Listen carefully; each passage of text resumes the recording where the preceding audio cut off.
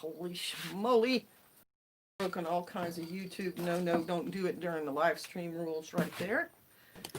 Hey, shalom, Sister Kate here in the middle of the day, trying to once again get everything adjusted. Kind of getting inspired by some of my friends who have. Okay, look, you got to behave yourself. So is one of the channels I just watched. And hey, interesting times ahead, boys and girls. Yes, us old forge, and we need to set up a time for you to get your like text pastor or something, so we can set it. One old man and Yas won't turn into a riot, and I think they really are two different things. I mean, sets of people who are, it's kind of like, and we're the only ones here. And did we really change anyone's mind? Political, and it wasn't like a. So I feel like if you want to protest for the rights of cats or something, go on with your bad self. Get your permit and march around. It's something that you're allowed to do. Horrible latency today. I'm not sure what you mean by that.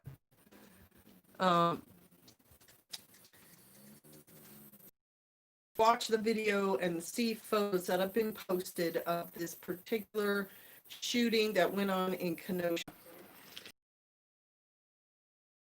And I'm going to have to come back and get it,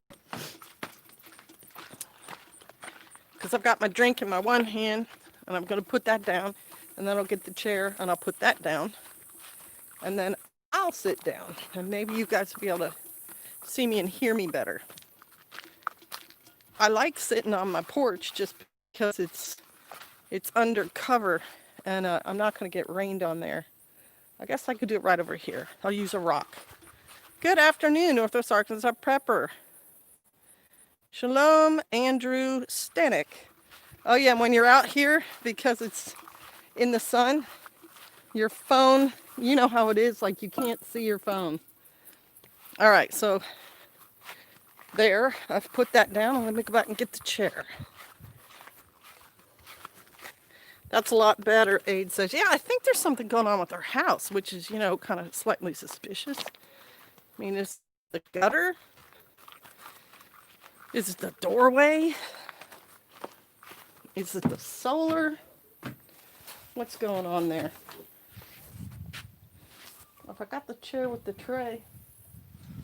All right, well, doesn't matter. Here we go.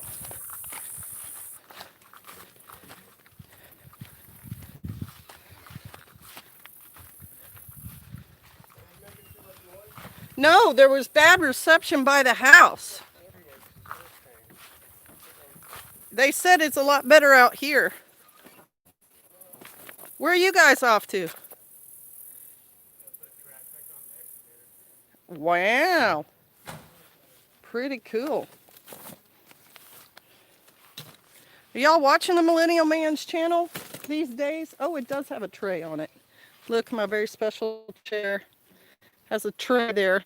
Hopefully I can put my drink on that and it won't tip over and I can still refresh.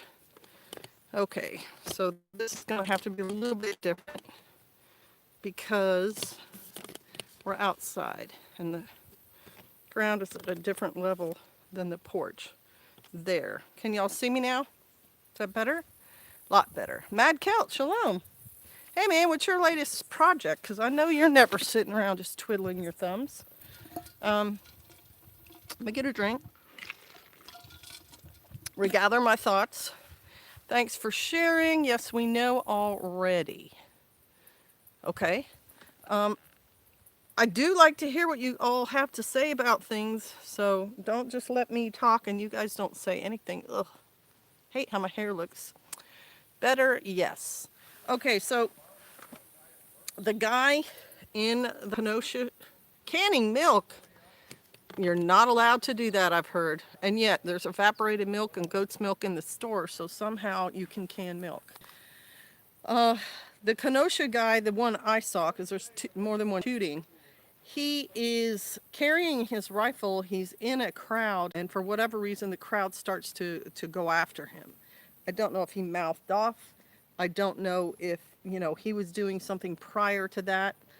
But what we saw on the video was someone, more than one person is chasing him. Someone kicks him, someone knocks him down to the ground. And they are definitely making threatening kind of statements. And so he sits up and he shoots two people who are very, very close to him. And then it seems like he shoots a lot more shots. Look at this. After that, and I don't know if he's just making noise, but that whole crowd that was following him disperses, and then the MRAPs come driving in, and he's walking towards the MRAPs with his hands up, trying to give himself up. And for whatever reason, the MRAPs think he's just like someone trying to say, I'm innocent, I'm not part of this, and they just drive right by him. They roll right by him, and he's able to leave. Play stupid games, win stupid prizes. I have to build a chicken run. So you're going to have chickens? You have chickens already, Westhold? I remember you were talking about that. Some chicken flew into your yard or something? So I don't know. I mean, do you think protestings are just going to turn violent? Because I don't. Like I said, I've already been in a peaceful protest. It didn't turn violent. There was no person there pushing for violence. Everyone wanted to state their purpose. And mine was the Million Mom March and Second Amendment Sisters. And, the Million Mom March is protesting against gun violence, and the Second Amendment Sisters are protesting for Second Amendment rights. And this happened, 10, 15, I don't even know, 20 years ago. Nothing bad happened. So I think there's got to be an element of somebody like Antifa in there who causes the tipping point. Shalom, Pharma.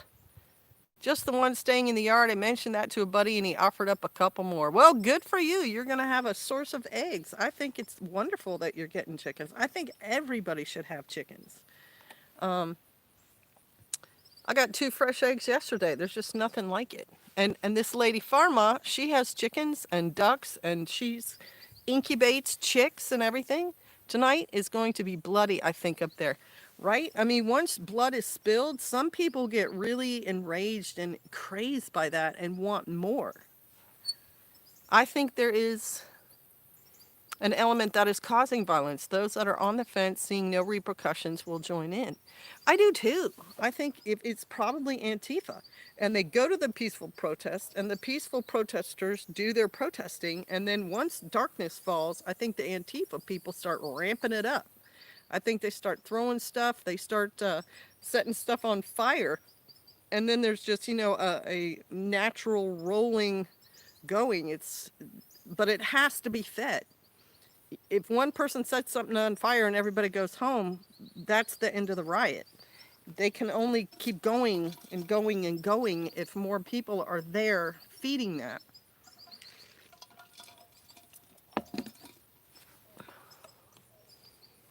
Yes, everyone should have chickens. We are agreed. Chickens are food on the foot.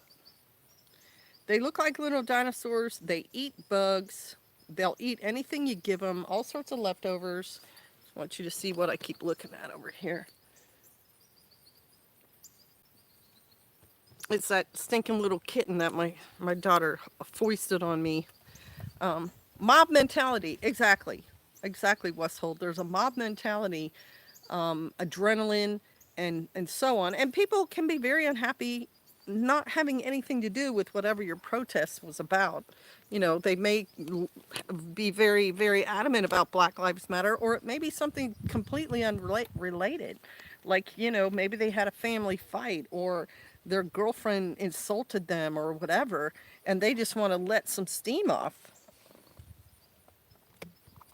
There, I think I finally got it. The similarities with both the brown shirts of the 1930s and the Mao Cultural Revolution is amazing. Right? And that was the point I made in an earlier video, where rioting is not new. I mean, the Roman Empire, people rioted.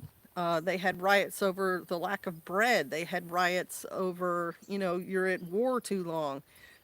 It is obviously a human behavior that has been around for a really long time. So maybe Antifa's just tapping into it. Maybe Antifa knows we can cause more political instability by turning, you know, to me, we've already talked about this. I don't know if you guys even care to hear me say this again. Maybe we should just move on to hurricanes. But the Black Lives Matter people feel that they have a reason to protest. And I've made the point in other videos. Obviously, they don't want to turn back time. You know, people sit around and say, "Wow, I wish we were in the 1880s and I could be a cowboy and life would be different." Obviously, they don't want to turn the clock back. So they're changing their culture. They're trying to protest. They're releasing their anger in whatever way, for whatever reason, and trying to bring around a cultural change for them, for their community. That, to me, that's kind of a natural process too. That's why you have, like in Malaysia, there was a riot there, the Chinese against the Malaysians, and the Malaysians were unhappy because the Chinese were, supporting communism or whatever. I mean, I think it's a natural outreach, but then you have to ask, what do they want next? If they're not going to stick and they're going to cut ties to the history and their background and societal norms of the background, what do they want in the future? What is their vision for where they go from here? And I think that's an important thing for the BLM leaders to be thinking about. Okay, we've rioted, we've had our summer of unrest. Now what? Are you occupying Texas? Are you going to try to set up chapters in every state and have it as some sort of social resource for people to go into a BLM office and do whatever? I don't know. Have computers there and educate yourself, or I don't know, bongo drums and sit around and hum. I mean, it's something that you have to think about. For the U.S., I think most of us who are middle class are pretty happy in our middle classness. We have basic needs met with a little bit of entertainment. What more do we really want? I don't think there is a whole lot. All right, let's see. I'll have to go back to work in a few minutes. I'll be back on the drive, moving to your area. Can't wait. Garden Bee Ant TK. Well, very good. I think there are people now who are showing up looking to just destroy out of boredom or frustration. And again, there are no consequences. David Campbell et al. Shalom. Moving to your area. Can't wait. And again, there are no consequences. Right? That's a whole nother level to what is going on with those riots, is the political, like the mayor, the town councils that are saying defund our police, and I think it was Minneapolis trying to apply to federal institutions to get federal aid money for the riots that happened in Minneapolis and the damage. And the Trump administration said, no, we're not going to give you any financial support because you didn't try to stop it. So you made your bed, figure it out and fix it. There's a political thing going on there. Like the mayor who was out in the protest saying, I'm with the protesters, and yet I think it was Seattle, his city gets damaged and there are companies there that are leaving because of it. There goes a bunch of revenue for your city because you allowed businesses to get destroyed. And it brings politics back to a local level where it's supposed to be constitutionally, and it forces people to realize, like, do I even want to stay in my city anymore? Am I going to stay with my political party for what they're standing for? I'm not real happy with that. And then if you really want to affect change in your area, you kind of have to get involved in your local politics. You have to say, okay, I'll be a town council member to represent my neighborhood or whatever, so that you can actually affect some change. Hey, Renee, shalom. Hit the thumbs up button, folks. NWA Prepper, thank you. What do you guys think about that? Because I can definitely see if I were in a city like Seattle and my mayor had allowed my whole downtown to be defaced and statues toppled and graffiti everywhere and trash everywhere, I'd be ready to vote him out. You know what I'm saying? I feel local politics are very important. We can make a difference there. Exactly. What about the rest of y'all? What do the rest of y'all think about that?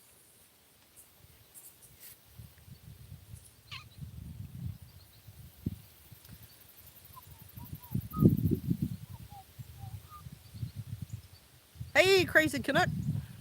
Shalom. What are Canadians saying about what's going on down here in America? Hey, Sergeant Jane. Shalom.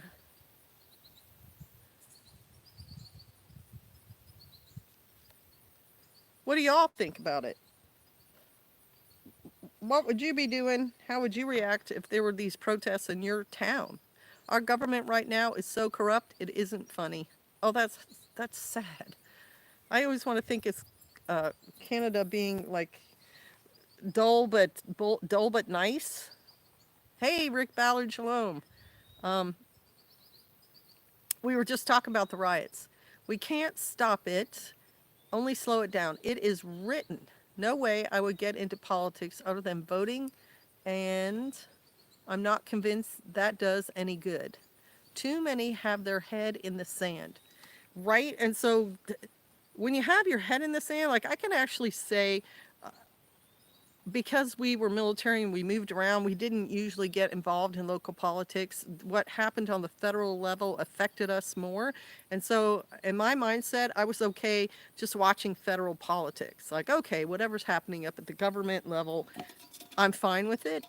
But when Antifa starts these riots in small towns and mayors, who your mayor is and who your town council is, suddenly affects whether these riots go on for weeks and weeks or if they're shut down in a day. Like Tulsa's no longer in the news. There was a big buildup to Tulsa and Trump going there, and the 17th of June or 11th of June or whatever that holiday was, and the press was big into that Tulsa thing.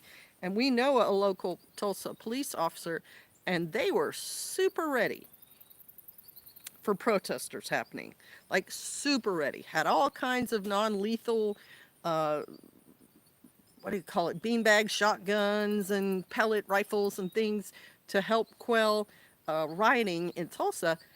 But because they showed a strong force and they were quick and controlled everything, you know, when the presidential thing comes in and when it goes out and all that, hey, West S, Canadians are blaming Trump. Um, the Tulsa thing did not turn into anything.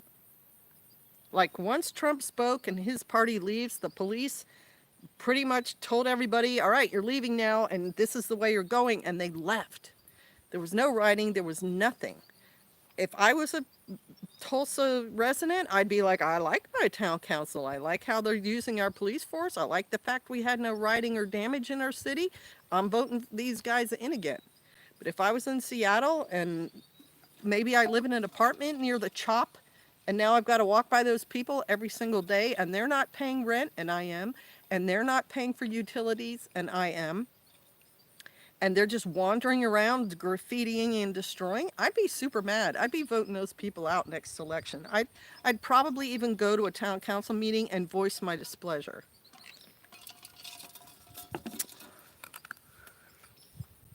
When the law allows these protests to happen, then yeah, right? They think they are so informed. It is so sad.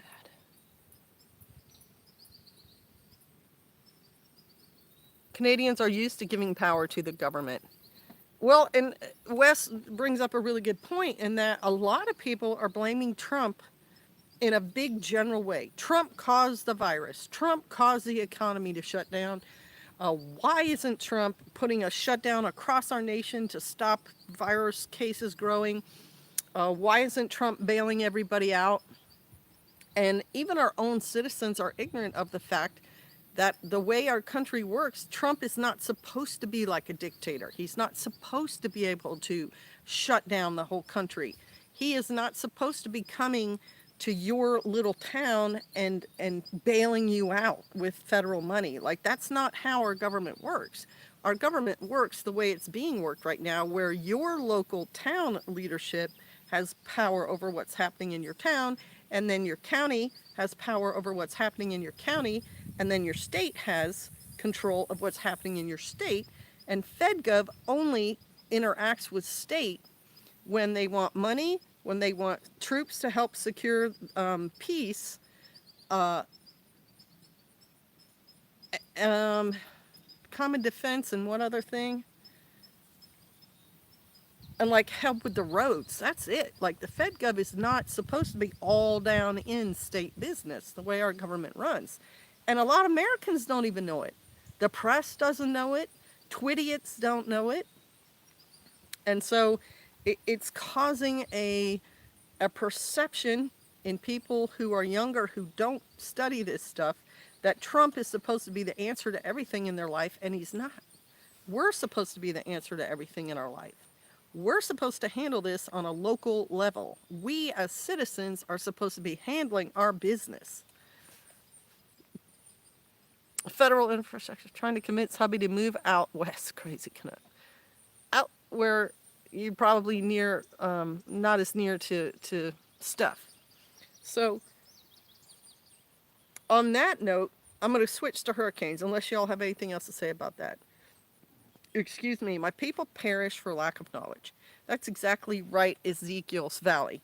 But specifically, the Bible, in giving that quote, my opinion, is speaking about information, lack of knowledge about Yahweh.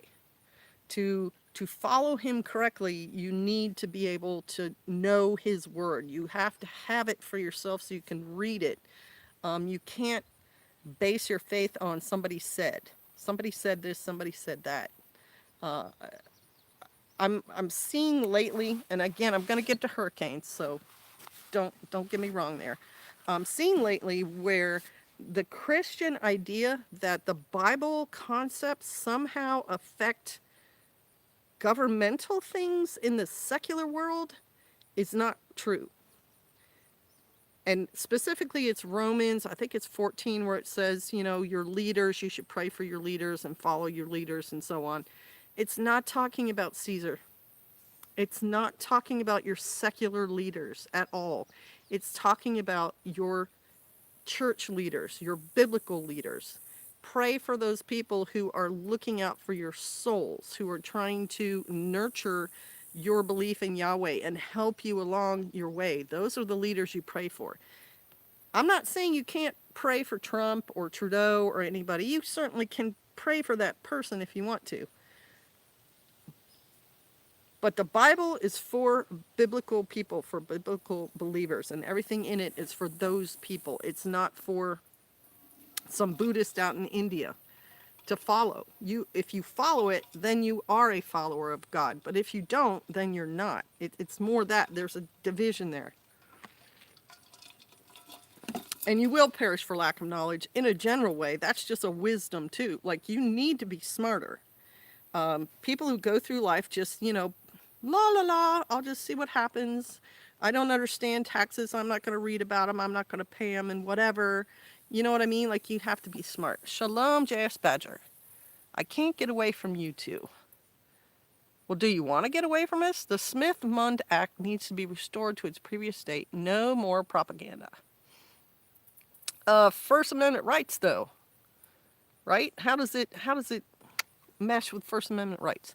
If we understand the Bible, we will better prioritize our lives and make better decisions in our own lives and understand that eventually we are seeing. Exactly. I mean, you know me. I'm going to say you should be biblically knowledgeable and be following the Lord. But the secular world and the biblical world are not the same thing. And there's nothing wrong with you understanding your secular world also. You should understand all the laws that pertain to you in your secular world. Understand, about driver's license, about insurance, about property ownership, about your health, about traveling, how to read maps. You know what I'm saying? Like, you should be educated in all aspects of your life, not just one or the other. Okay. What's the last comment? No, ma'am, I meant Mad Cow and Crazy Canuck. I see them daily. Well, good. You're in good company, J.S. Badger, and so are they.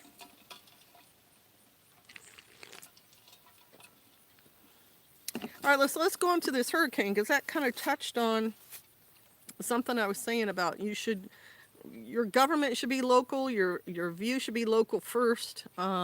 You should know if you are in the path of this hurricane that's coming to just stick your head in the sand and be like, well, I don't want to watch the weather news or whatever, blah blah blah. No, this is not the attitude you should have.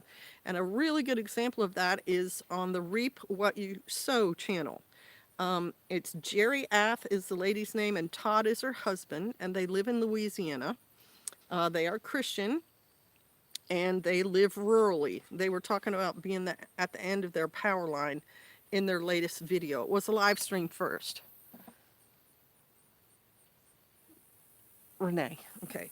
And they're good, friendly people. They're nice, friendly people, and they share, what they're doing, and they have animals. They have rabbits, and Todd is he's that kind of country boy who, is kind of a jack of all trades. They have a tractor. They got a sawmill. He builds his deer stand. He built a barn on his property. He does his fencing. He sets traps for wild hogs, and just, he's a capable person. And the storm is going to go by them. As a matter of fact, they were saying how a highway, I think Interstate 10, is 30 miles from where they are, and that the storm surge from Laura may possibly go up as far as that highway. And they also went through a Hurricane Rita. I hate my internet back again. Shalom, a boogity. Hey, Sasquatch. We're talking hurricane. We've discussed riot. We're on to hurricane. Also, this is not plugged into anything. You see what's around. So when the battery starts going, the live stream will be over. And I tried to charge it mostly up. Anyway, when Rita came through their area, it downed power lines, it downed trees, it flooded things. The power was out for 2 weeks. And Jerry Ath has some sort of lupus-like disorder too. And so if you think about yourself and your power going out for 2 weeks in your area, you can understand some of the issues you may be having. It's August, it's 90 degrees.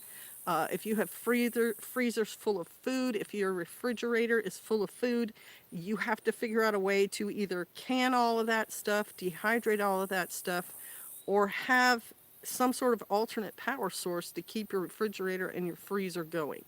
And they did. Todd was talking in their live stream about how he has a generator. And also, wisdom is knowledge plus experience. They said during Rita, they ran out of gas too. Like when you're on a farmstead like us and you have things like chainsaws in your truck and your log splitter, everything's running on a fuel. Some farmsteads have the big drums, 100 gallons or whatever on a stand with a hose out of it, and they get that thing filled, and then they fill all the smaller things from it.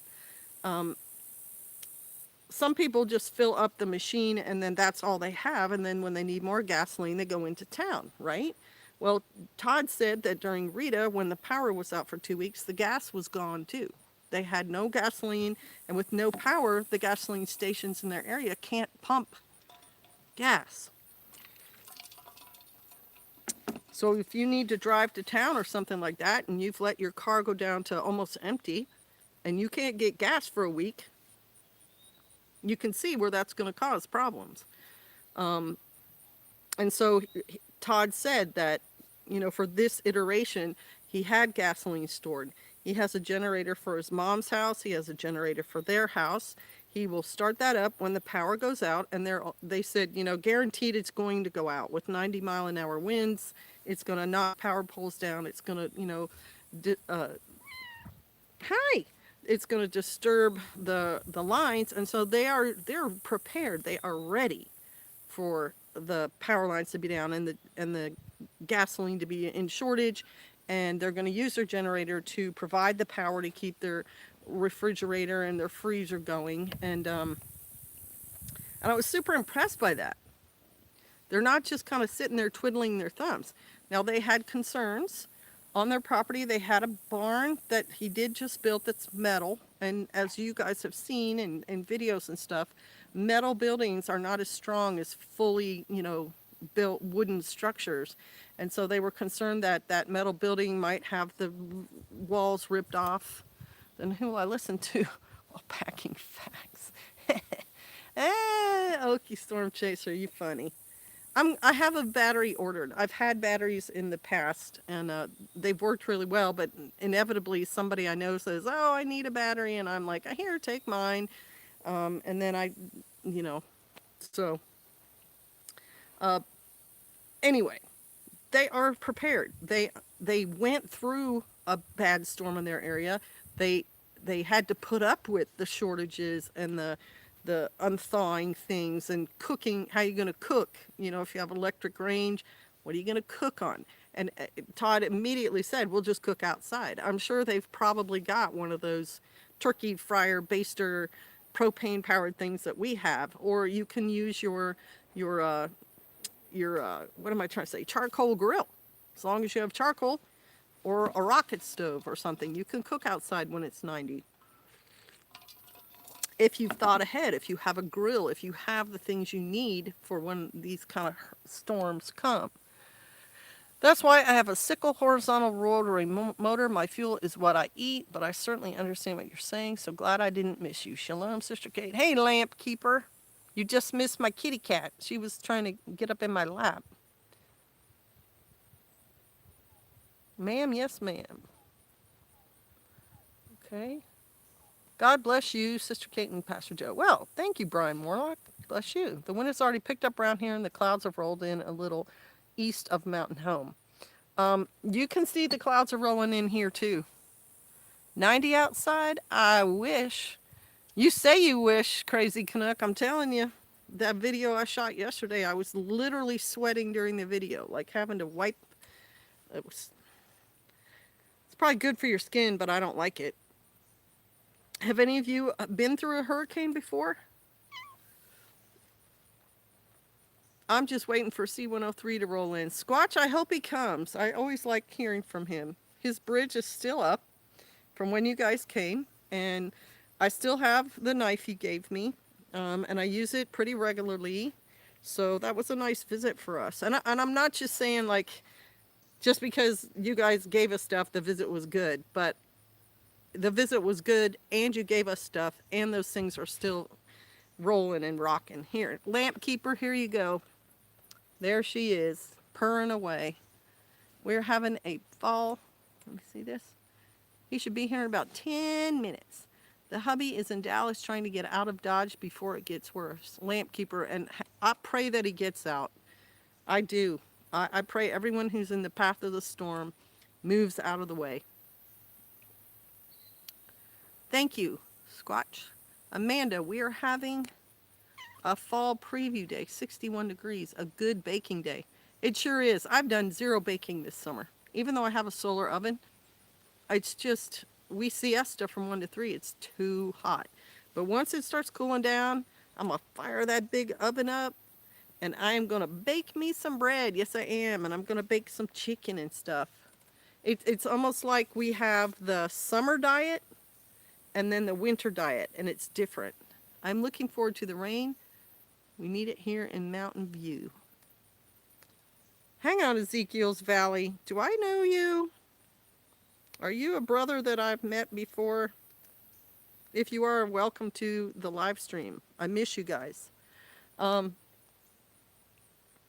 Yeah, we could stand some rain too. It's been kind of dry, and I threw out grass seed today on parts of the property that have gotten kind of bare. I've been killing this weed called perella. As a matter of fact, there's one right up here. I'm going to show it to you. I'm going to get that perella. I'm going to show it to you because it's a weed that, at first I thought it was going to be a blessing for us.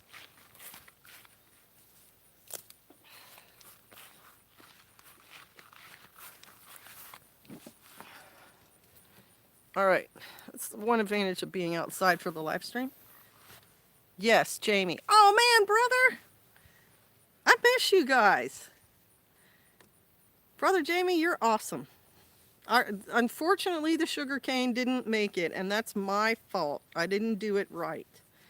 But man, you are something else. Okay, so this is the perilla right here. Driving now so I can only listen. Okay, this thing looks very similar to a mint leaf because it's from the mint family. And it has a darker, whoa, whoop, can't see it. Kind of a brownish, greenish stalk right here. And as you can see, the leaves are opposite each other. And it smells kind of like licorice. And it's everywhere. It's called Perella something or other. And it's a, what do they call it? It's a weed. It's definitely a weed. And the state has like said this is one of the bad weeds and you don't want it on your property. It can cause respiratory problems in ruminants. And ruminants are goats and cattle. Supposedly it'll kill a horse if they eat it. None of my animals will eat this stuff. And yet, supposedly it's okay for human consumption. And I've eaten it. I've eaten it prepared in a Korean style called gunyip. And it was good. It was quite tasty over rice. But when I found out like it can cause respiratory problems in goats and things, I'm like, no. It also grows a seed head that gets 1,500 seeds in it, and you can make an essential oil, like a sesame oil from these seeds. And at first I was really happy about it, but when I found out like it's just bad for my animals, I've been killing it all summer long. I've been tearing it out and chopping it off with that hook thing that I showed in the video yesterday. And I'm hoping to eradicate it, at least in the parts of my property where we are regularly, where, you know, we walk and post the animals, tie the animals out, and stuff like that, because I don't like it. So that's the perilla. All right, let's see what you guys are saying. We sure miss y'all. I got more cane, preparing for a meetup. We're having her on the 13th. Excellent. Love the eye roll. Just listening in.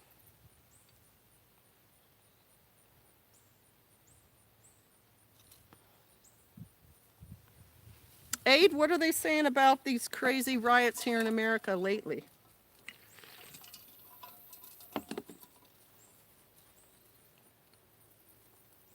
And have any of you been through a hurricane? Back to the grind for me. Blessings to all, especially the crew on the chapel. All right, Crazy Canuck, bless you. Yeah, we're having chapel construction going on here too. I'm sure you guys have seen it either on my husband's YouTube channel or Bear Independence YouTube channel. There's construction going on Shofar to get our new meeting house up. Nobody's been in a hurricane before? Tornado? What else am I trying to... Tropical storm? Cutting up onions, getting ready to can them. I have never heard of canned onions, Sister Vicky. I've heard of frozen onions. Sergeant James, I've been in both. How were they for you? I've done a hurricane, and you know I've been in several tornadoes. Yes, I do know. How was it for you guys? I've been in the Pacific Northwest storms. You know those that roll with 100-mile-an-hour winds? No hurricanes. We've had a lot of rain. It's actually going to start raining on me. Columbus Day storm, 1962. I'm still traumatized from it. Lots and lots of tornadoes. Loud and windy, but minimal damage. Yep, guys, I'm going to have to change. I'm going to have to get back on the porch, and hopefully I don't lose you all, because it's actually starting to rain on me. I don't know if it's me or where I live. It's probably me. Why do I live stream when there's rainstorms coming? Crazy. Shalom, D-Nick. When we first moved here, we had a light hurricane. We were fencing in it. Only hurricanes I've been in were the ones that roll into London around Christmas. Hurricane was a really big, weak tornado plus all the rain. Where I live, the tornadoes usually go around the hill I live on. I mean, for me, it's the noise, the wind. Sometimes it's lightning. I was in a mini microburst or whatever they call that thing while I was camping, and I was afraid our tent was going to fly up in the air. And someone in our campgrounds did, but mine didn't. All right, I'm going to go get that. Well, no, I don't have to, do I? I was going to say I was going to go get that chair, but I don't have to get the chair. Leave the chair out there and just sit down for a minute. Okay, there. There we go. All right, are we back to a big lag time or no? For his kingdom, welcome. I was at a reenactment surrounded by hundreds of people in medieval style tents, and we got hit by a straight line wind. The medieval tents did great. The tents did not fare. The medieval tents are a lot heavier. Hugo stripped off roofs in North Carolina. Census on my doorstep today, or to say the least. Just answer the basic part of it. Okay, home now. What are we talking about now? Right now we're talking about hurricanes and tornadoes. Around the hill, they hit the areas around me, but not on my hill. Well, hallelujah. Thank goodness tornadoes don't climb hills very often. I have rains of drought. It was beautiful. I know, it's such a relief, isn't it? Good so far. Every time I move, it seems like it rains. Moving in the rain. How much fun is it to pack and load stuff in a truck while it's raining, right?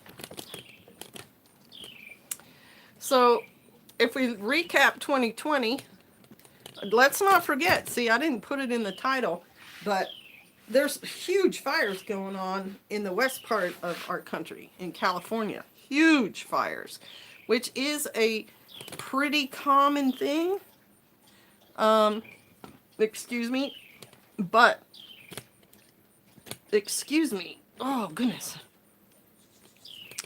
The thing about a fire, a big fire like that, is it's really hard to put them out if they've got fuel.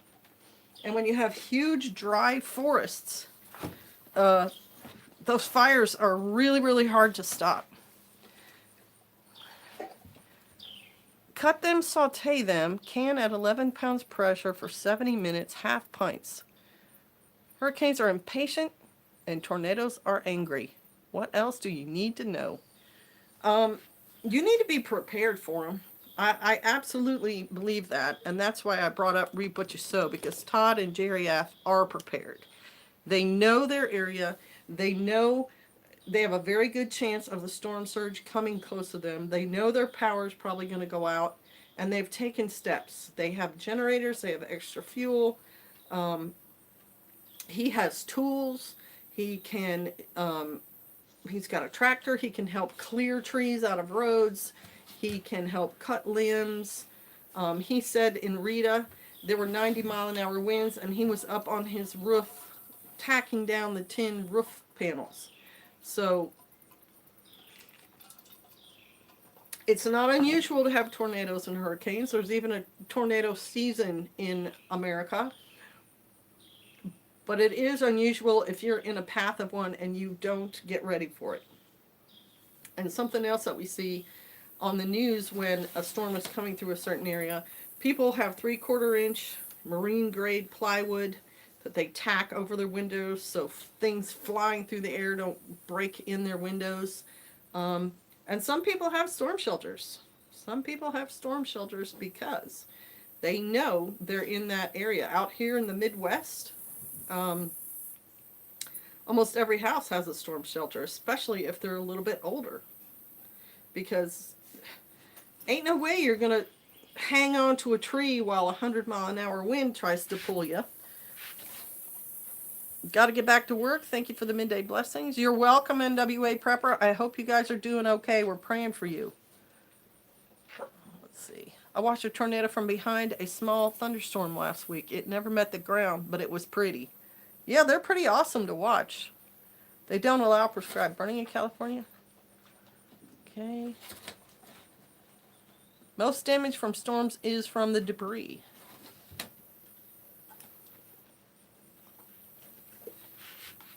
So we've had fires in Australia, locusts in the Middle East, pandemic worldwide. Now we're in the fall. We're having rioting all summer long. We're having a hurricane right now. And the news, NASA has reported that there's an asteroid that's going to come close to the Earth around the day of the election. Why do we care about all these little details if they don't affect us? And I admit, I'm one of those people who like, oh, there's riots somewhere? Well, I'd like to hear about it. What's going on up there? There's a hurricane happening somewhere? I like to hear about that.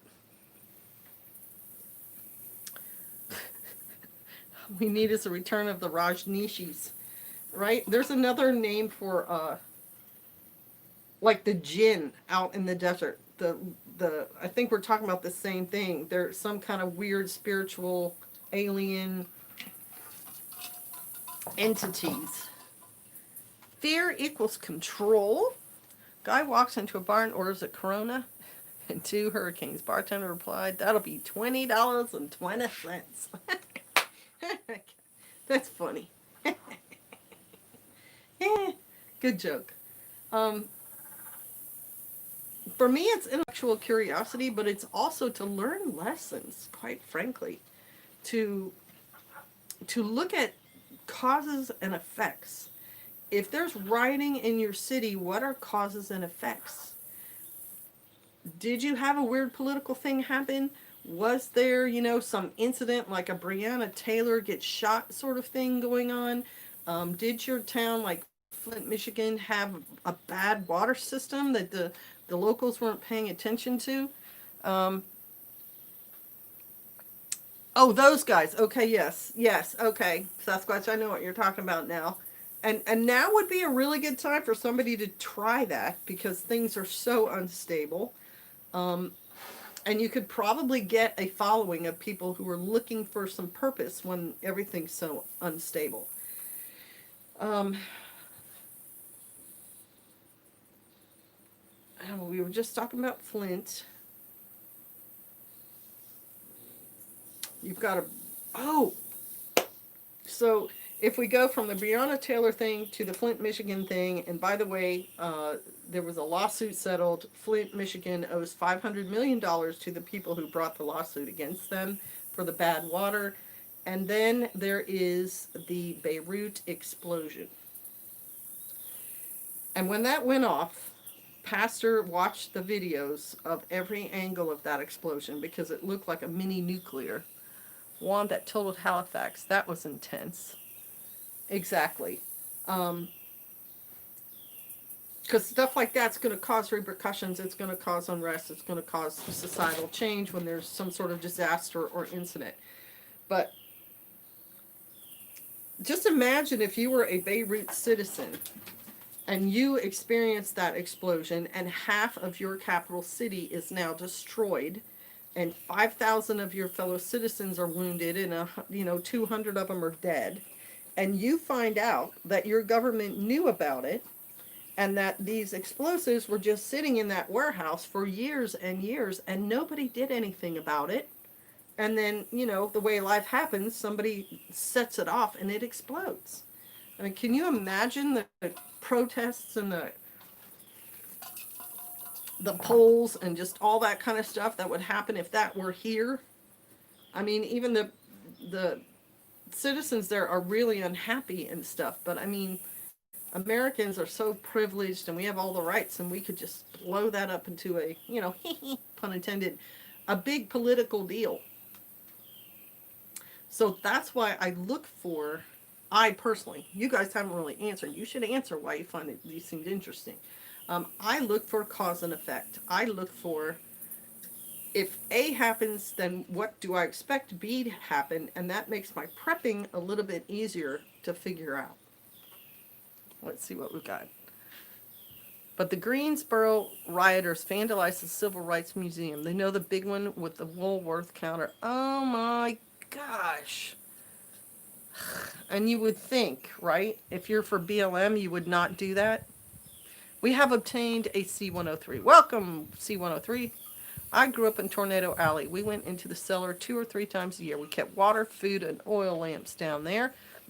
Excuse me, as well as tools to dig ourselves out if the house landed on us. See, Wes, that's a perfect example of you knowing where you are, you being aware of what's the most likely scenario in your area, and being prepared to deal with it. Having the tools down there is super important because sometimes houses do collapse on top. And it's another reason that you don't make your shelter door open this way, because how are you going to push an entire house off? Your shelter door should open in, and then you start digging your way up through. Wanted to say, bless you and Pastor Joe, I'm new to Torah and was desperately looking for good info on how to celebrate the feast. Got a notification the next day from Pastor Joe. Good. Andrew, the way to find out about how to celebrate the feast, one, is to go to Leviticus 23 and read what's required. And two, just go to his channel or mine or, other Torah believers and type in keeping the feast or celebrating the feast or Passover or Sukkot, because there's videos on that kind of stuff. Sukkot's basically the camping holiday, but there are a couple of days in there where you're supposed to not work. Praise Yah. I never thought of that.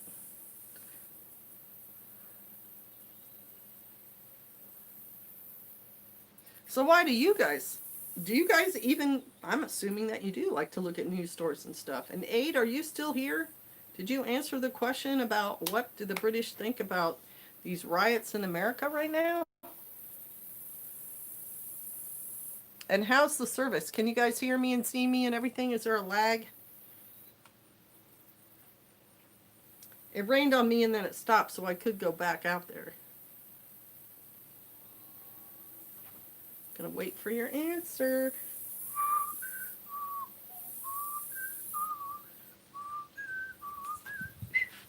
Man raising his fist to the storm. Looks good.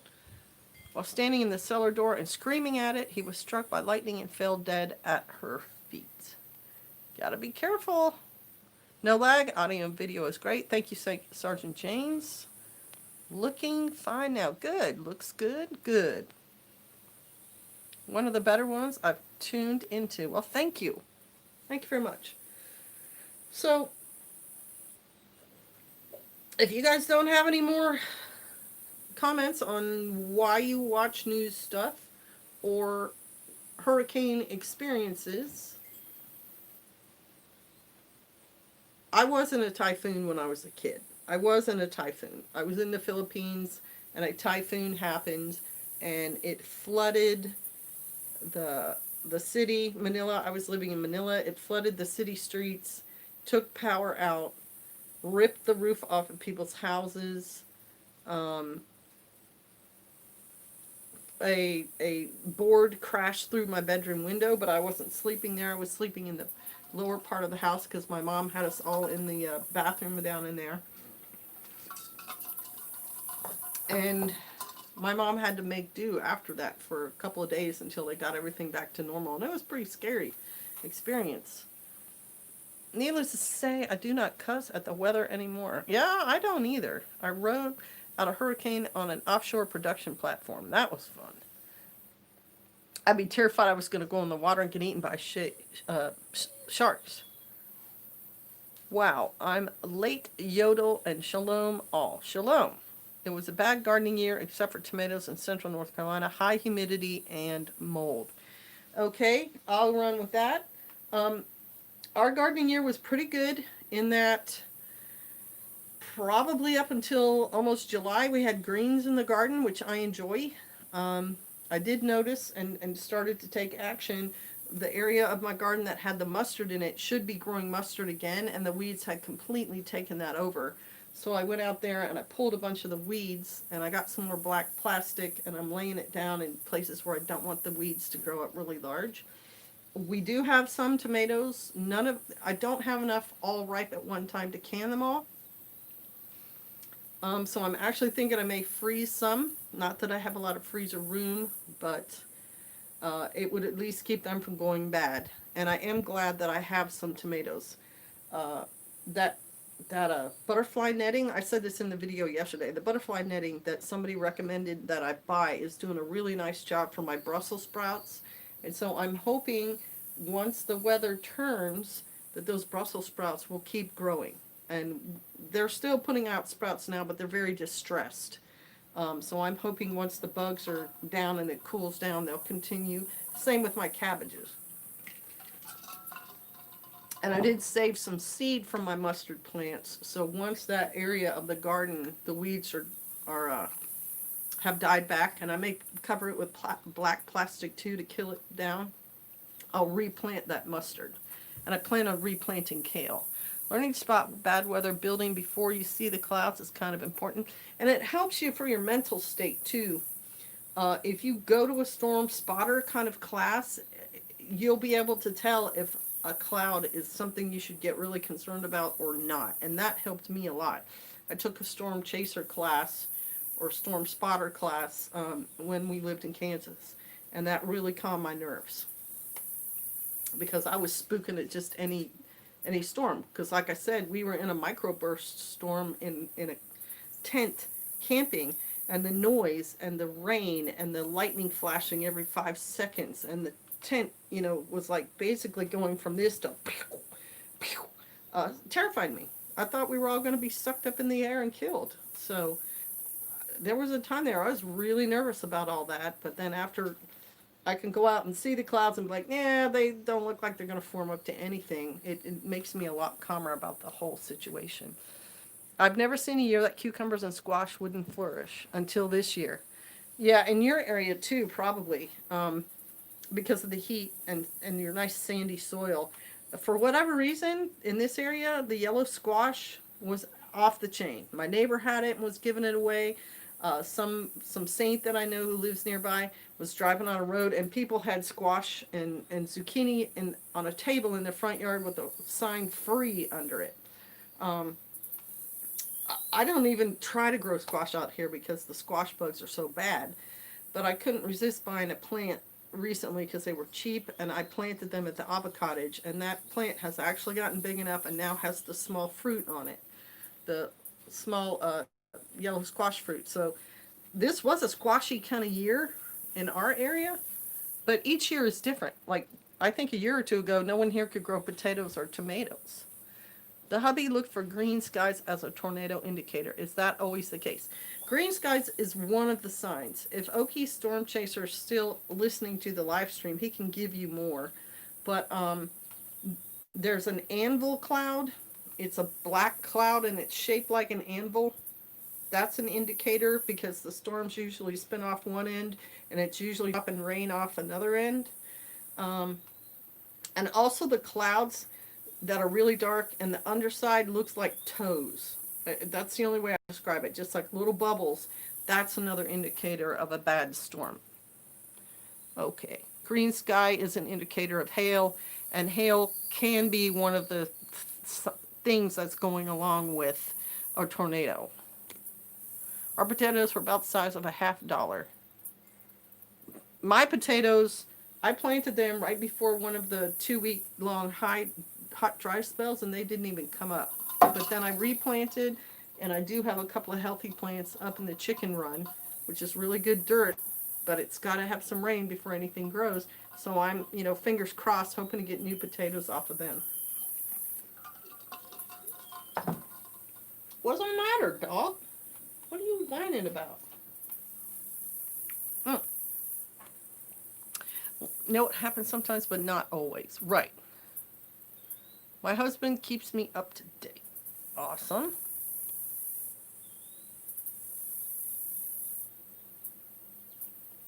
Okay. So on to an asteroid that's supposedly going to come close to the Earth around the election time.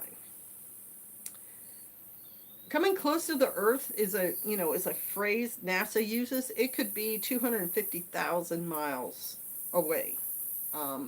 It's certainly not a guarantee that it's going to strike the Earth and cause any problems at all. So I'm not going to get worried about it, but I am going to watch and see how much the press is going to push that point and try to get people afraid of it. And in a case of an asteroid strike, there's not a lot any of us can do anyway. It could be so much damage, it wouldn't matter what you did.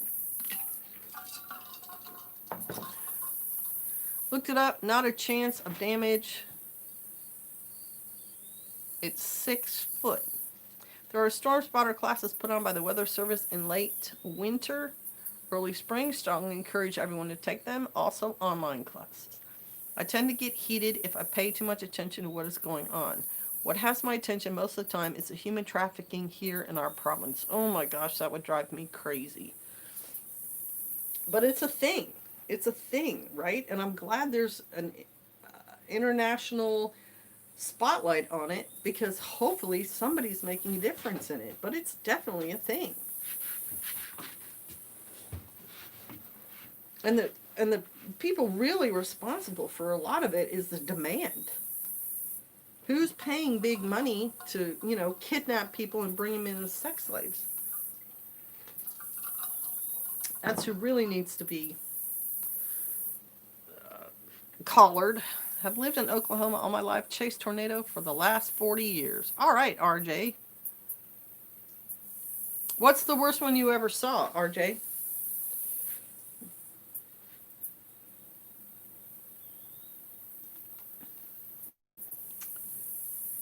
All right.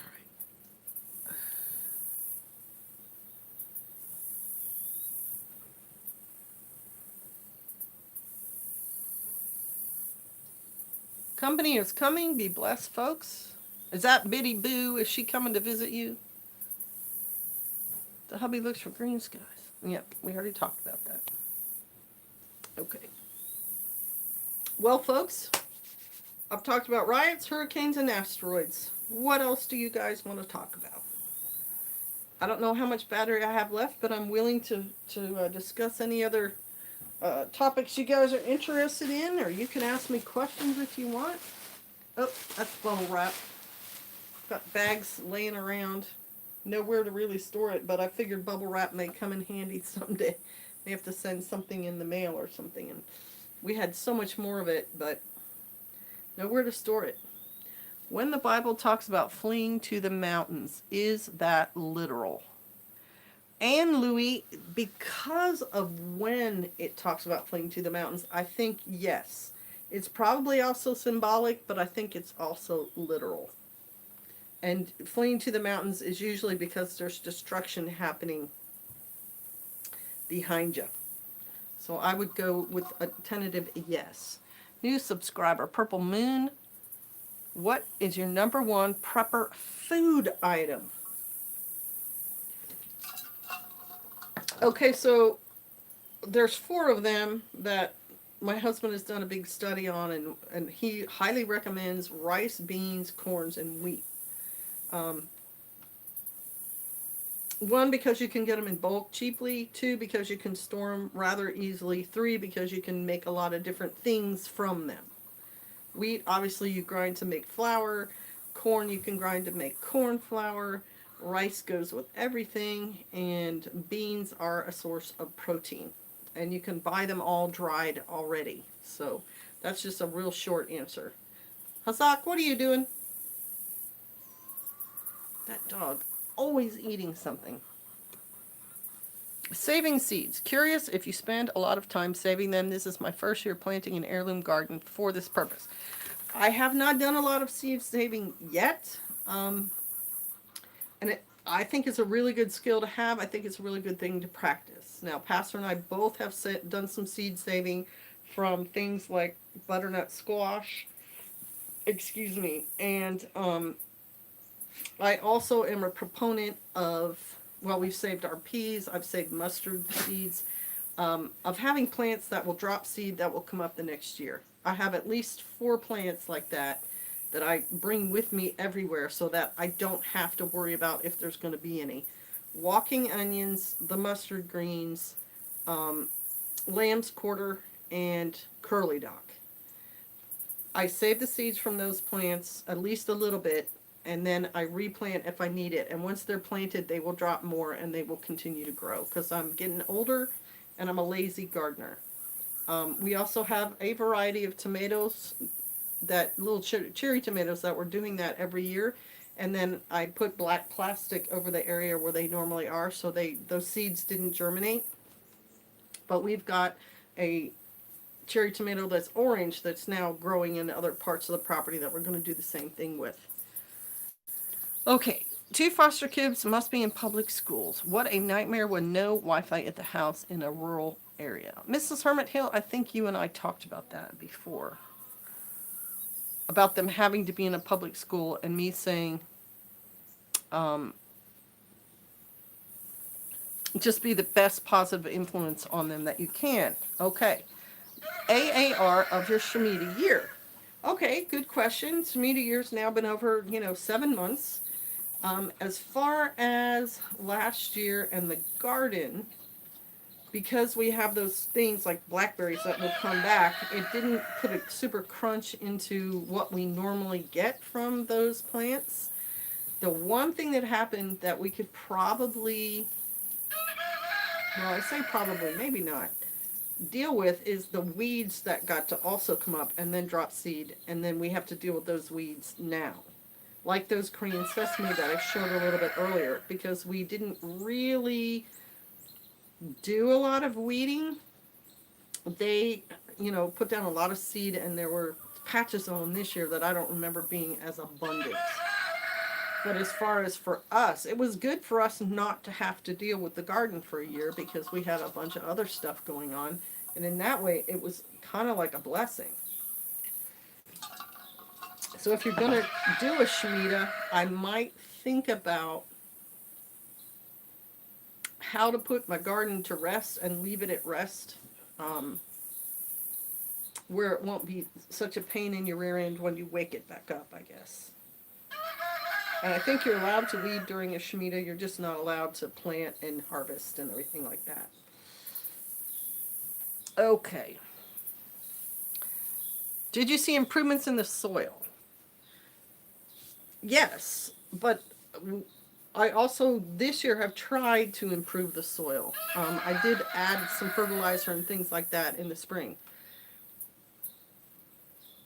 Putting down the black plastic really helped a lot in certain areas where the weeds had just gotten out of control, and the soil underneath of that is great. So I can recommend that. Our Shemitah year is next year. Well, may Yahweh bless it. When is the 7th year rest for your garden? We chose to do it from what we remember being the first year that we actually had a garden here. That's how we figured it. Look into the Bible and see, and do your best reckoning. I'm sure it's in Leviticus. Looking to buy land, how much do you recommend? Depends on what you want it for. You can be self-sustaining on 5 acres, and there's books on that, articles on that. You just plant it and be pretty intensive in what you're doing. You have about 3 acres of pasture, and you rotate your animals through, and obviously you can't have a lot.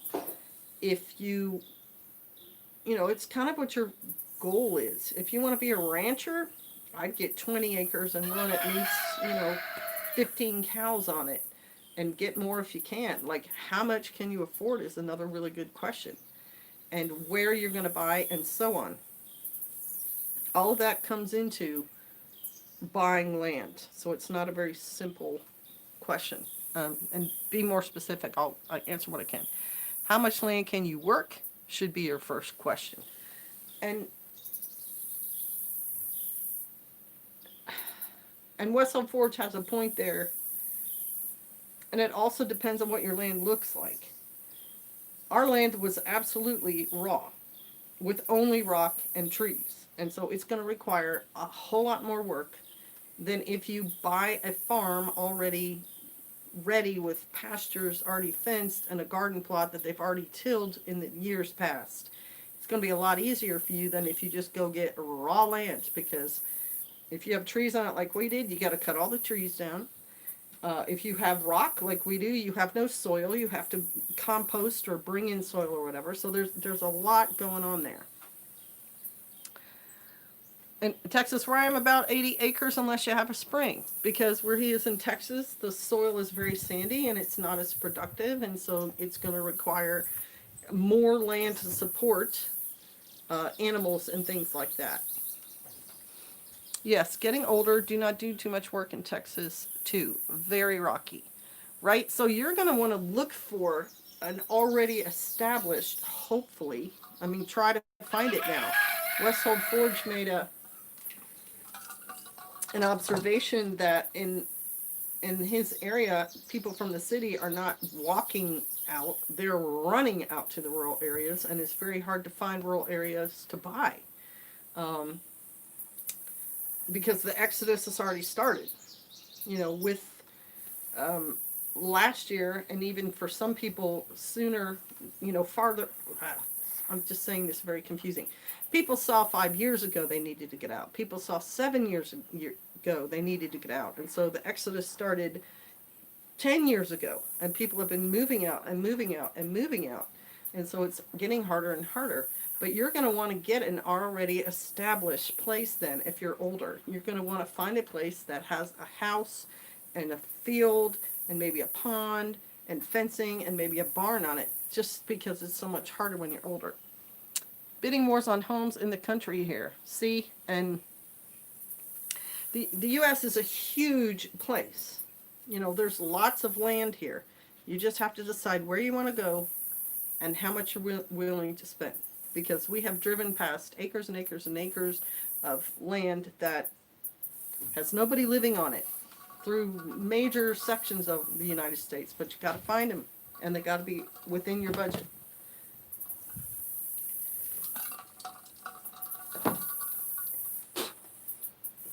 You can probably still get cheap land in northern Minnesota, but you're going to have to put up with the mosquitoes and the weather and that if you do that.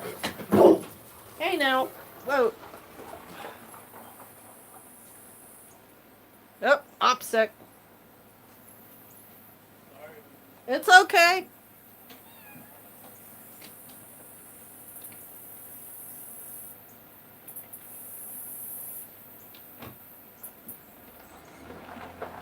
There we go. Sorry, little opposite thing there. Not trying to be rude. God will you direct your path. Pray, pray, and pray. Absolutely, and do some study. Look on a map and look. Would love to load up the family and move out to the Ozarks. Girlfriend, wouldn't that be nice? I would love it because I could finally get some ducks from you. But our border is closed. I know you probably know that, and I think that's just a shame. But we've got so much more corona than you all. You don't want to come here right now. Talk to the hand. The ears ain't listening. Sorry, that was... Hey, Coastal 151. Yep, we bought our land in 2014. We searched and searched, found 1 acre with a septic and no well for $3,000. See, that's a very reasonable price. That's a pretty good deal. I'm on only half an acre and I'm wasting most of it. It's all about what you are willing to do. I'm so slowly utilizing more of it. Good job. True, houses and lands sale before you can even have a chance to go look at them. Right? Getting free Muscovies in a few days. You're killing me. You're killing me here. Oh my gosh. Of course, look at me complaining. Sister Melissa is incubating ducks for us right now, and she will incubate anything I ask her to. So I just need to get some eggs to her and, keep that production going. And I'm going to be swapping my 3 Pekins with her for 8 Swedish black khaki Campbell mix ducklings soon. Like, I can probably contact her today and do the switch. Because we're trying to up our duck production. I bought my house before it even went on the market. I got lucky. Meeting people also helps when you're looking.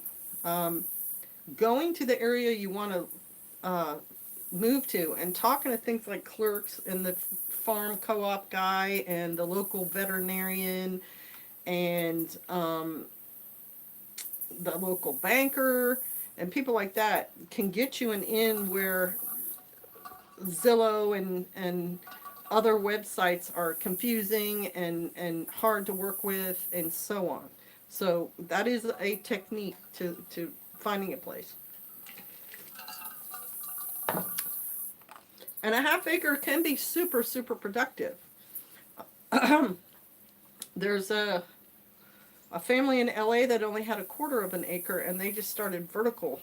They used bins and things, and they vertically started farming, and they created so much, vegetables that they started selling them to restaurants and everything. So it depends on what you do with what you have. I kept the incubator going most of this year. I have more birds than I know what to do with, just figuring it out as I go. And you can sell them. Craigslist is a great place to sell your birds, or a local auction, because people are looking for them. They are a valuable commodity right now. So that's a good problem to have, Stacy. You need turkeys too, sister. I know a gal. That's right. I want some turkeys. I want some of the bronze-breasted ones, the heritage kind of turkeys. I would love to have some. And some geese. I want some geese too. According to Zillow, my house is worth $35,000 more than I gave for it less than 5 years ago. I'm not surprised. If your area grows for whatever reason, your property and your house is going to go up in value. How many acres will provide enough wood for the off-grid on a continual basis? Bourbon red. Okay, that's a really good question. And I'm not the perfect person to ask that to, because we have enough land and more for our needs. I will say this. Of the land we have, we're mostly using about 20 to 40 acres of it. I mean, just accessing and gleaning from it and so on. So I would say somewhere in there, if you're going to count on your wood as a source for your heating and your power and things like that, and building. I would say well tended, you could do it on 5 acres if like 2.5 acres of it was woods, and you paid attention to like which trees are dead and cut them down first and replant trees and use trees that don't take 100 years to get mature. You probably could make that work, but it would require you to be, on top of things. So I hope that gives you sort of an answer. Okay.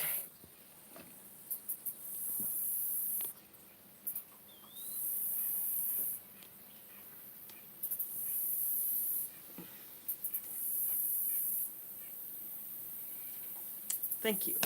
Alrighty. There's a channel out there called Sustainable Stewards. That is a Torah-believing woman in Wisconsin. And she runs a community-sponsored farm. She has excellent food production. She pretty much lives off what she grows. She does used hay rows, and she gets used hay, I think, from her farm and also from farms around her, and lays it out in these rows and then plants it every year. And it if you just go there and see what she produces and how, where in Wisconsin and Louis. I'm not sure. I don't know that she has said. I'm sorry, I can't be more specific there. And she has a greenhouse. She has at least a milk cow. She's got goats and chickens and everything. She's very knowledgeable about growing food and being food self-sufficient. And has some excellent videos on goats kidding and a cow getting butchered. And she just did a live stream today on the Kenosha riots. I don't always agree with her interpretation of everything of of politics and the Bible and so on, but we agree enough on Torah and just having your own animals and getting milk and things like that, that I recommend you watch some of her videos if you are looking to homestead and to be more food self-sufficient. She may have blocked me or dropped me as a subscriber or something after a comment I made on one of her videos regarding prophetic dreams. And even if she did, I'm still going to recommend her just because she is very knowledgeable about the things I talked about. So, yeah, she's got some really good, like, how-to videos and stuff like that. Small acres can be productive. General rule of thumb in Arkansas is 3 acres a cow, so stocking rates play if you were planning meat production. Right, and you got to look at your specific area. This stuff back here, it would take a lot to run a cow on this. It's just not that kind of space, but goats are happy with it. The Rocky-oh, hello. Guest appearance. They only saw about this much of your face. I'm like Kilroy on the side. Right? What you doing? The hurricane, Laura, is a Cat 4. Cat 4. That's huge. That's what Reap What You Sow was saying. It's a Cat 4, and they're thinking it'll be a strong 3 after it hits land. That's serious. And everyone's saying hello. Hello. They didn't even see any of you that time. Get hello, everyone. You know you got a long beard when you ride an ATV and it's like flying over your shoulder. You know you have a long beard when you put your t-shirt on and it stays tucked underneath your shirt. When you right? Well, it's really weird. Welcome to having long hair. Like my hair will do that too. It does that when I put my t-shirt on. Hi, PJ. Oh, see, A, did you answer my question about what England thinks about our rioting? Norm said, not his dog, not his fight. Other side of the pond. So they don't sit in the pub and make fun of us? I know they do. I know I would. They do. I would. Right? I would. If Scotland was on fire with a bunch of silly people saying, you know, BLM has its own thing. I don't want to denigrate them. I call them all CTs, communist terrorists. Well, whatever. That's what they all are. If in Scotland, the guys who wanted sheep's rights were out in the streets protesting and they turned into riots, we'd be over here going, what are they thinking? What are they doing? Right? So, I did. Everyone is just listening to the mainstream media. Mainstream media, right? There's the problem. Mainstream media, more like it. That's right, lamestream media. That's why I made that video about the media is the problem. They're the ones that are trying to shape the political landscape. What's your dog hunting for in the woods right there? An egg. Hey! Eggs that the chickens lay. What are you doing? Go find out where he went, honey. But there's a whole nest. I don't want to go up there. I don't have chicken medicine on. I don't either, but I bet you he is. Oh, you found the nest, did you? Telling you, ridgebacks. You're a good girl. Don't worry about it. Bellies. Pretty much what PJF said, but I didn't have to. Sister Kate, tell your husband not to post Patreon videos when you're doing live streams. One fox at a time is all I can do. They can wait on mine. They can wait. They're not going anywhere. You can wait on his. They're not going anywhere. Pastor, loved your video today. Don't give up on the folks on BoobTube. Loved his video today. Hello, Pastor Joe. I'm trying to put 3 videos up today. Oh, 3 videos? I got one more loading. Oh, that's right. I'm going to do a video soon. That's right. My next video is going to be on this book right here. It is called Evidence Not Seen. A Woman's Miraculous Faith in the Jungles of World War II. Darlene Deibler Rose. And she looks like, she may have passed already. She's probably about 90 now. But she looked like a very nice young lady. And she was in a missionary group out in Indonesia. It was actually New Guinea. It was parts of New Guinea where, white man had not been before. And so she and about 7 other people were there, including a doctor, a reverend. Let's see if I can find the people she was there with. Reverend Russell Deibler was her husband. Dr. Robert Jaffray, who was Scottish, was like some sort of pastry type. Reverend Ernest Presswood, Reverend Wilfinger. They don't say what church off the bat they were from. I don't know if it was Church of England or Scotland or Mormons or whatever. They're on this island, and it's very remote, and there's like one, I think it was called Benti Biggie. like little city, and then from that little city they had to have locals carry their stuff up into the mountains to where they're at a house, and then from there they have to walk up this valley, and the guys on the coast and the guys who live in the mountains actually cannot really survive in the different, like the guys from the coast are used to hot and humid, and the guys up in the mountains are used to elevation and cold, and so when they try to get the guys from the coast to carry their stuff all the way to the mountains, the guys from the coast get sick and have to turn back, and the guys from the mountains who come down to the coast get malaria, and I mean it's a thing. I think we're remote, my gosh. And so they're there doing their missionary work, which in retrospect is kind of like, okay, wow, that was presumptuous of you to go to a foreign country and just assume you can spread your religion to them. And you know, I'm all about everyone hearing about Jesus, but I would think you'd want to get the permission of the country first, and they probably did. They probably did. Okay. But it's just such a cultural difference between them and the locals, because the locals literally are little brown guys, like pygmy. She called them pygmoid, the pygmy, like tiny, 4-foot tall dudes who were still wearing like the string around their middle and a bone through their nose, and some of the tribes are cannibals. I mean, it's that alone to me was like, what? And then the Japanese invade. The Japanese start taking, you know, Indonesia and Sumatra and these islands, and they creep their way across to where they are, and they take control, and so they become prisoners of war to the Japanese. And, you know, they're terrified in their faith, and they get moved around. And so I'm making notes about it. I'm gonna do a video on lessons learned. But something that struck out in what I had read so far was they were staying in a house, and the gardener was a local tribesman.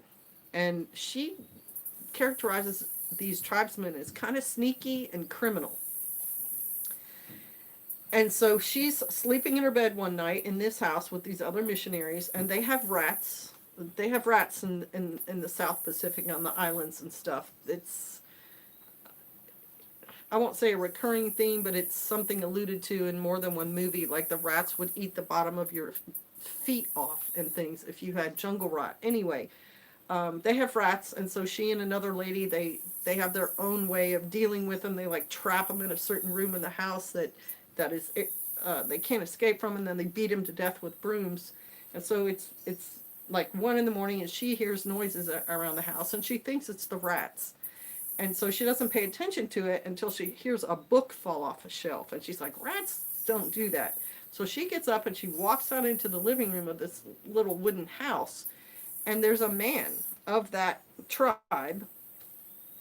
I think it was called Boigis or Boegis tribe. And if you Google it, you'll see the little guys with the bone through nose. And he's wearing a black sarong, and he has a machete. And he brings this machete up, and she charges him. And she goes, I don't know why I did it, but he fled from her. He ran out into the yard, and then she saw he was one of a group, and they all ran. And she stayed in that house for like another year, and she asked her gardener, like, why has that never happened again? Because it happened the one time, and then those guys never came back. And the gardener told her, because of the people wearing white robes who were surrounding the house. And I said, whoa, because there were no people in white robes surrounding the house.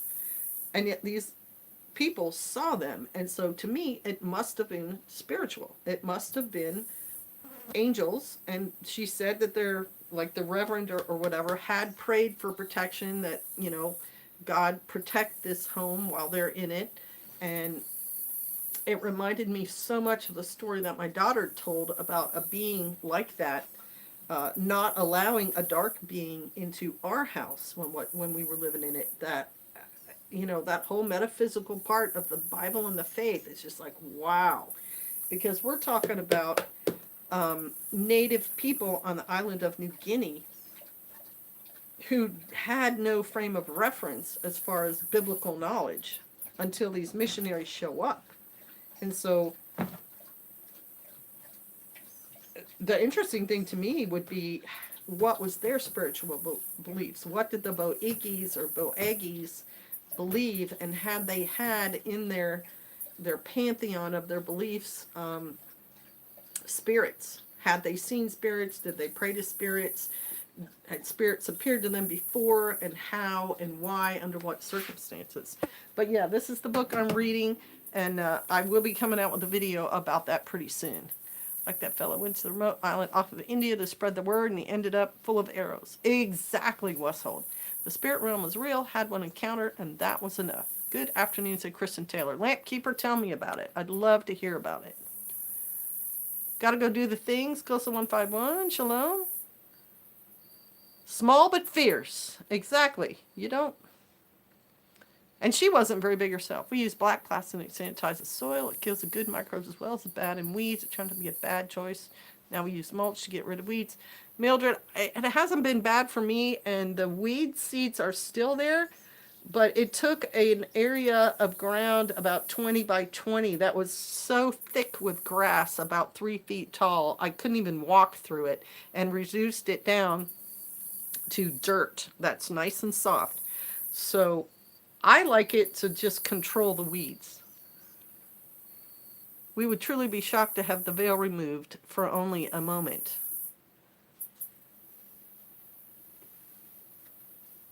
That's a really good point too, Westhold, because in the Bible,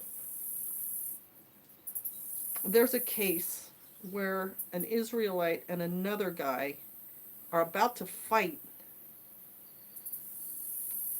a superior force. And the person he's with, and see, you're going to have a pastor or look it up yourself, which, I don't know if it was Samuel or which prophet it was, or leader. And he takes this younger guy over and he says, just look at this. And then the veil is lifted and they get to see like the hordes of angels that are going to help him in the battle. And then it goes back down. And I've got that in a very general sense. I'm sure there's a way more specific, accurate details about that incident.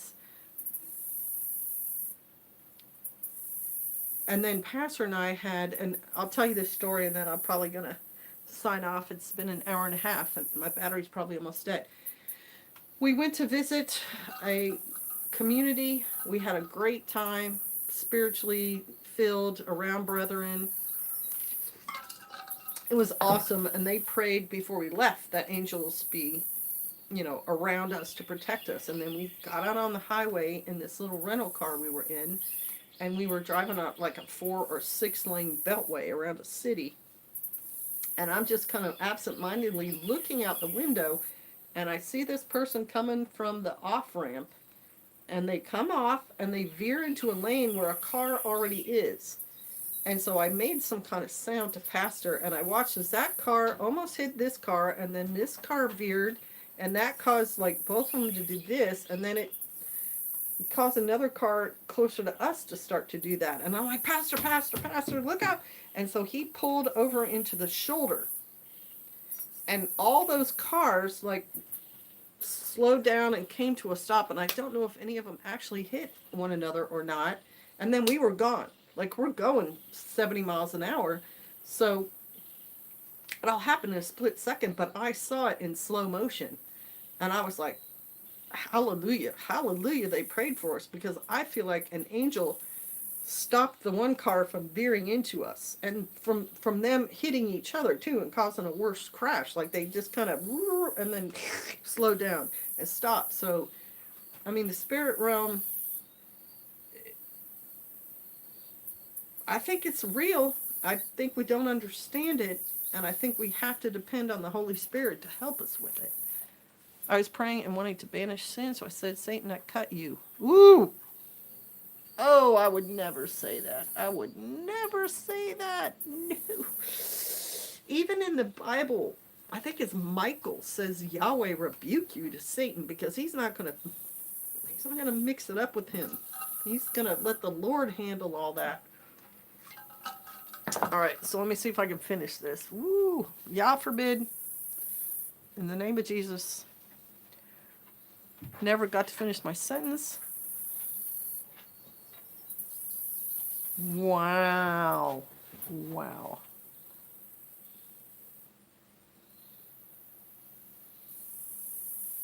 Wow, wow, wow, wow.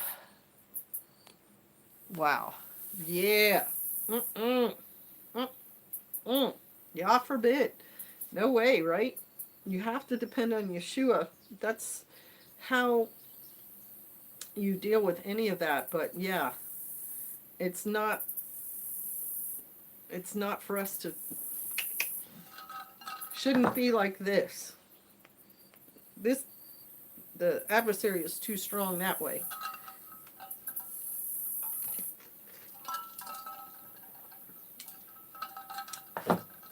Yah rebuke you. That's how you deal with that. Okay. Thank you for sharing, though. Not trying to sass you at all. Gotta bail. Shalom and thanks. All right, and me too.